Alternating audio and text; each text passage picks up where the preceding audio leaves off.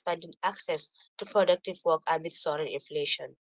In its April 2025 Poverty and Equity Brief, the bank reported that over 42 million Nigerians have fallen into poverty since 2018, warning that more than half of the population now lives below the poverty line.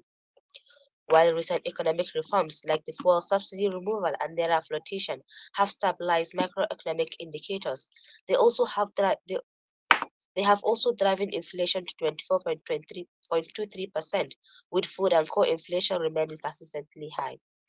The bank advised using savings from the fuel subsidy reforms to strengthen social protection and public investment, particularly in non-oil sector job creation, health, education, and infrastructure. At least 13 hunters have feared death after suspected Lakurawa terrorists ambushed a seasonal hunting group in Hurumi Forest, Sokoto State. The group, drawn from communities in Tangaza and Gwadabawa, reportedly walked into the militants' enclave despite security warnings, with 3 bodies recovered and 10 hunters still missing. Authorities believe the hunters were used as bait in a failed plot and to ambush military forces who had been alerted by intelligence and avoided deployment to the area. The attackers later bombarded an MTN mast in nearby Mongonho village as security operatives, overwhelmed and under-resourced, continued search and rescue efforts amid fears of abduction and escalating militant activity across the region. And in a related development, 10 hunters and civilian JTF members were killed in an attack by Boko Haram fighters in Kopre village in Adam. The incident, which occurred on Saturday, April 26, adds to a string of deadly assaults in the area that borders the Sambisa forest, a long-time terrorist stronghold. The victims, drawn from various local government areas in Adamawa and Borno states, have been supporting anti-insurgency efforts when the attack took place. Residents and local officials have called for increased security, presence, and stronger collaboration with communities as the region continues to reel from sustained violence and insecurity.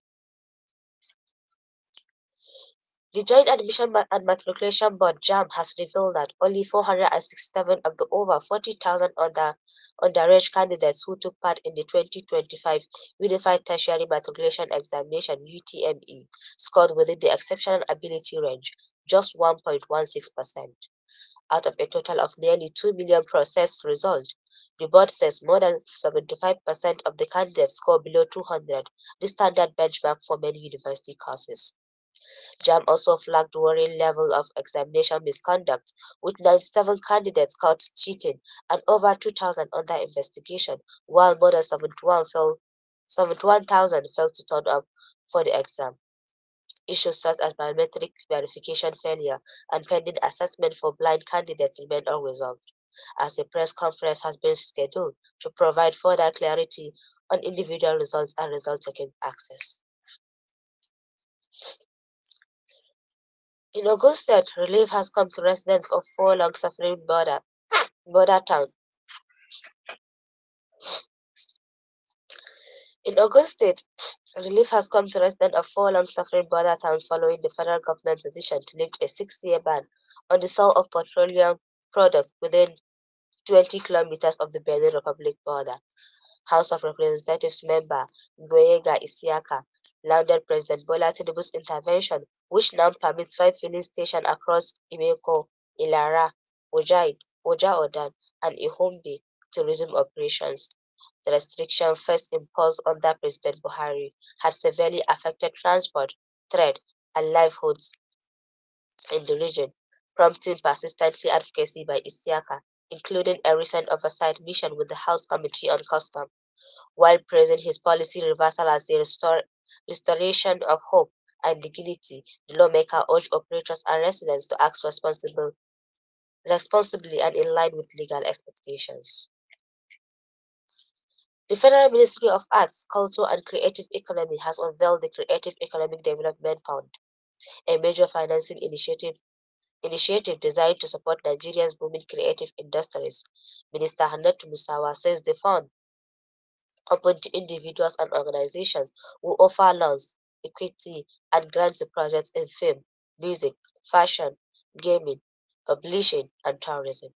It's part of President Bola Tinubu's renewed hope agenda aimed at economic diversification and job creation, while enabling creatives to monetize intellectual property and expand global reach. Applications for the first phase of funding targeting projects above $100,000 are open until 30th May, with a second phase of smaller enterprises to follow in August. Disbursement begin in 2026 under the oversight of Private Sector Investment Committee. Don't forget the news is coming to you from the studio of Sawaba FM Hadija at 104.9. It is time for a short break. Stay tuned.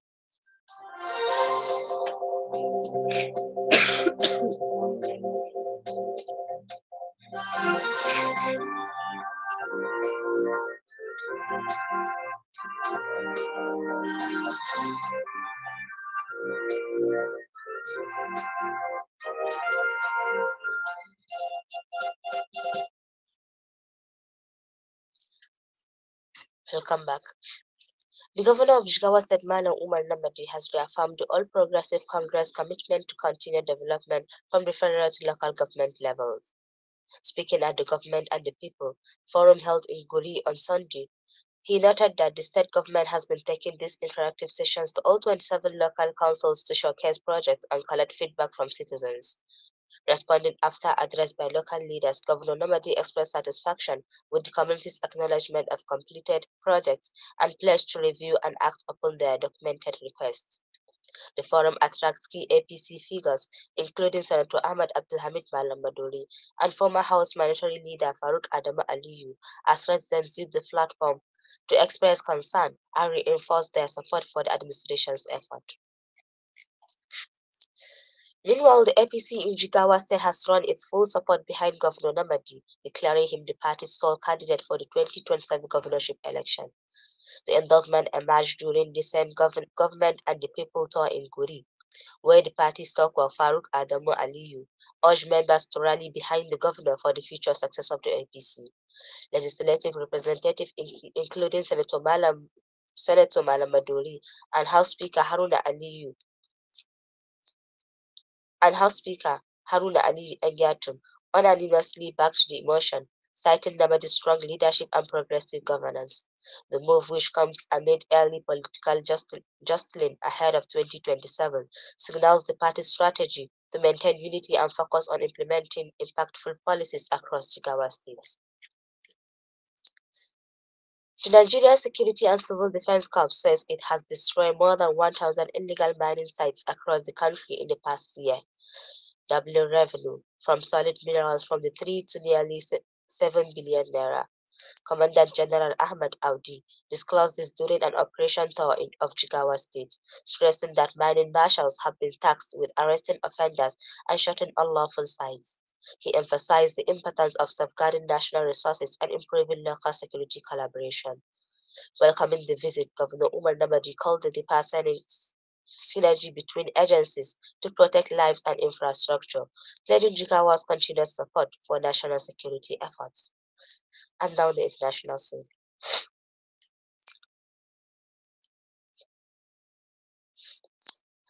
This week, cardinals from across the globe are gathering in the Vatican to begin the historic and secretive process of electing a new pope following the funeral of the late Pope Francis on April 26. The conclave expected to begin after the 7th of May will take place under strict secrecy within the Sistine Chapel, where all forms of communication and exit will be banned until a successor is chosen. Only 135 of the 252 candidates, those under the age of 80, are eligible to vote, and they will first engage in a closed-door discussion to consider the leadership the church needs. Among those stepped in as potential successor are cardinals Tagle of Philippines, Parolin of Italy, Tucson of Ghana, and Sarah of Guinea, each representing a different vision for the church's future in what experts describe as a complex task requiring both spiritual depth and decisive leadership. That have been the end of the news, but before I go, here's a recap of the major headlines.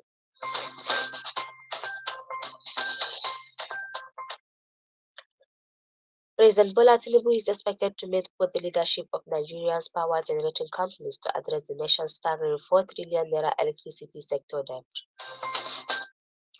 The APC in Jigawa South has thrown its full support behind Governor Namadi, declaring him the party's sole candidate for the 2027 governorship election. And from the international, you heard that this week cardinals from across the globe are gathering in the Vatican to begin the historic and secretive process of electing a new pope following the funeral of the late Pope Francis on April 26.